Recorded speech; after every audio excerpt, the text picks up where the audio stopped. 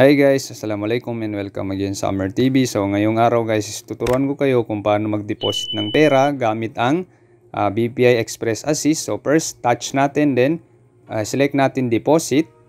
Then ilalagay natin dito yung account number natin. Okay, so ayan. So be sure na tama yung mailagay natin guys. Paki-double check. Then after that, next lang tayo. Then cash. Then ilalagay natin yung amount kung ilan yung ilalagay natin or magkano. So it's 17,000. So ayan. Then next lang tayo. Okay. So ayan, check natin kung tama na ba. Then next lang natin guys. Then no. Then ayan na yung number natin. Okay, so ayan, kunin lang natin yung slip sa ibaba guys. So ayan. Press okay lang natin. Then kunin natin sa ibaba yung ating slip. Okay. Okay, so ito yung number natin guys. So wait lang natin kasi makikita naman dun sa screen nila mamaya kung now serving na ba yung ating number. So ito yung screen nila guys. So ayan, meron silang TV.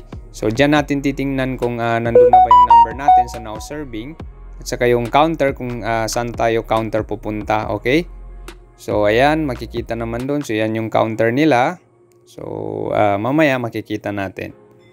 Okay, so ayan, hintay-hintay lang tayo guys kasi medyo maraming customers ngayon.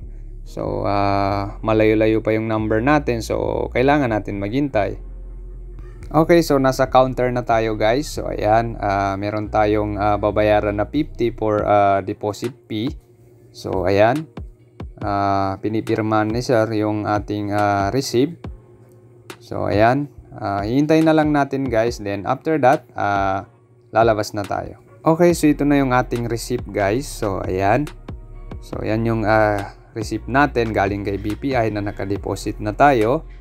So ngayon mamaya i-check natin kung pumasok na ba sa account natin. Okay guys, so ngayon i-check natin dun sa ating BPI mobile app kung pumasok na ba sa ating account yung ating dineposit kanina. So i-open lang natin itong ating BPI mobile app, then mag-login lang tayo.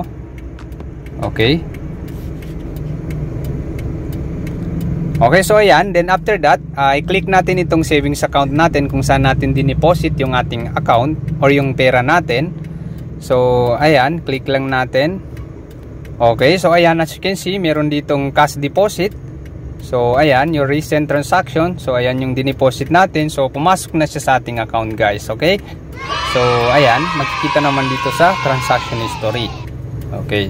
So, sana makatulong ito sa inyo. Again, thanks for watching and don't forget to subscribe to Amer TV for the latest videos na aking i-upload.